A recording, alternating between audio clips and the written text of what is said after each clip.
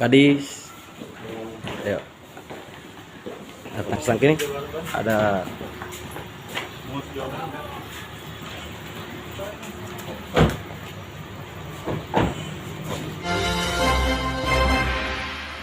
Kejaksaan Negeri Kepulauan Sula pada Kamis 4 Desember 2025 menetapkan 5 orang tersangka dalam 2 perkara tindak pidana korupsi atau tipikor. LL, ANM alias AM dan AMK alias PA ditetapkan sebagai tersangka penyelewengan belanja tidak terduga atau BTT anggaran pengadaan bahan medis habis pakai tahun 2021 pada Dinas Kesehatan Kabupaten Kepulauan Sula.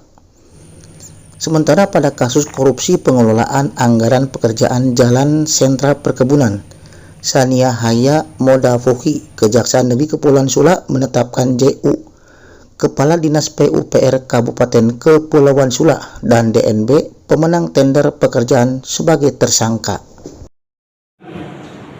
Pada perkara BTT BMHP, pada hari ini Kamis tanggal 4 Desember, tim penyidik tindak pidana khusus pada Kejaksaan Negeri Kepulauan Sula telah menetapkan tersangka baru dalam perkara pengelolaan dana belanja tidak terduga anggaran pengadaan bahan medis habis pakai pada Dinas Kesehatan Kabupaten Kepulauan Sula tahun anggaran 2021, yaitu 3 orang atas nama tersangka dengan inisial LL berdasarkan surat penetapan tersangka nomor B1696 garing Q.2.14 garing FD.2 garing 12 garing 2025. Kemudian tersangka inisial ANM alias AM berdasarkan surat penetapan tersangka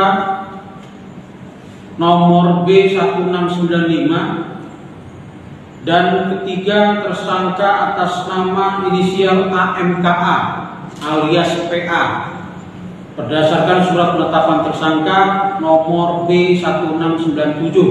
Semuanya telah kami tetapkan sebagai tersangka berdasarkan bukti permulaan yang cukup atau 2 alat bukti.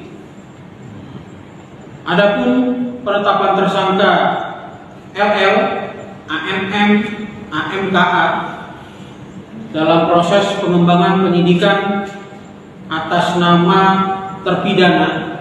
Jadi sudah ada terpidana yang atau orang yang kita proses sampai dengan inkrah ke persidangan adalah pengembangan dari terpidana Muhammad Dimbi selaku pejabat pembuat komitmen dan Muhammad Yusri selaku penyedia barang.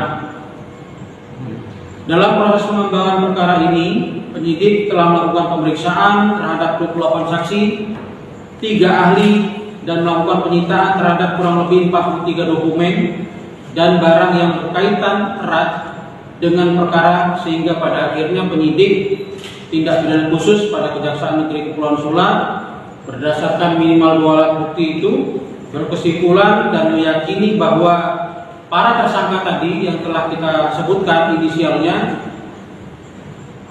diduga kuat telah melakukan perbuatan melawan hukum untuk atau dengan cara mempercepat proses pencairan anggaran BMHP sejumlah 5 miliar rupiah, padahal mereka mengetahui bahwa barang BMHP saat itu belum tiba atau belum ada di tempat tujuan akhir, yakni di Dinas Kesehatan Kabupaten Kepulauan Sula, sehingga berdasarkan LHP BPKP, LHP PKKN perhitungan kerugian keuangan negara oleh BPKP perwakilan Provinsi Maluku Utara, ditemukanlah atau disimpulkanlah kerugian sebesar 1.622.840.441 rupiah. Para tersangka yang tadi sudah disebutkan kami kenakan pasal 2 ayat 1 Undang-Undang Pemberantasan Tindak Pidana Korupsi junto pasal 55 ayat 1 ke 1 KUHP atau pasal 3 Undang-Undang Pemberantasan Tindak Pidana Korupsi junto pasal 55 ayat 1 ke 1 KUHP. Untuk selanjutnya ketiga tersangka ini seyogyanya hari ini kami panggil untuk dilakukan pemeriksaan, namun tidak hadir. Oleh karenanya langkah yang dilakukan penyidik adalah dengan mengirimkan surat panggilan pemeriksaan berikutnya untuk ketiga tersangka.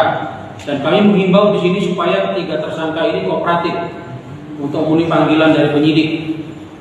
Kemudian untuk perkara satunya, yaitu perkara dugaan tindak pidana korupsi jalan sentra perkebunan Saniyahaya Mudapuhi, penyidik juga sudah menetapkan 2 tersangka, yaitu dengan inisial JU, posisinya atau statusnya selaku Kepala Dinas PLT Kepala Dinas PUPR Kabupaten Kepulauan Sula, ditetapkan sebagai tersangka berdasarkan surat penetapan tersangka nomor B1698, dan tersangka kedua atas nama DNB, inisial DNB.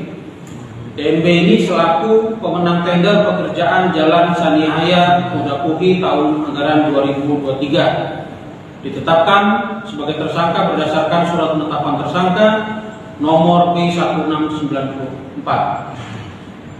Dari pemeriksaan terhadap pemeriksaan untuk menetapkan tersangka 2 orang ini, kami telah melakukan pemeriksaan terhadap saksi sebanyak 14 orang, 1 orang ahli, dan menyita beberapa dokumen dan barang bukti yang berkaitan erat dengan perkara yang bersangkutan.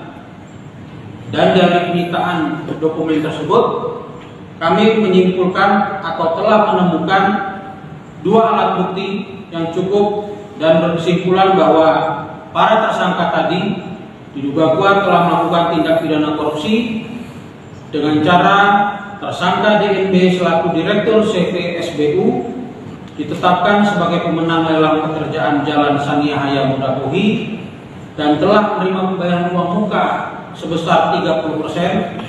Namun sampai dengan berakhirnya kontrak, pekerjaan ini tidak pernah dikerjakan atau fiktif.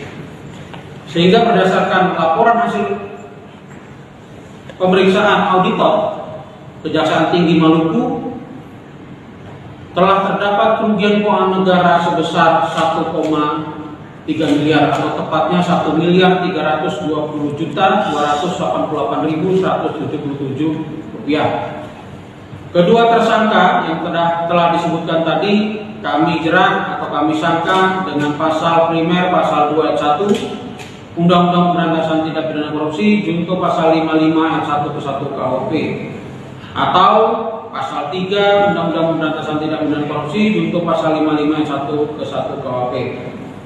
Baik tersangka pertama dengan inisial JU dan tersangka DNB, berdasarkan kewenangan yang dimiliki oleh penyidik, per hari ini telah kita tetapkan untuk dilakukan penahanan di rumah tahanan negara kelas 2B Ternate dan kelas 2B Sanana. Inur Swamole mengabarkan.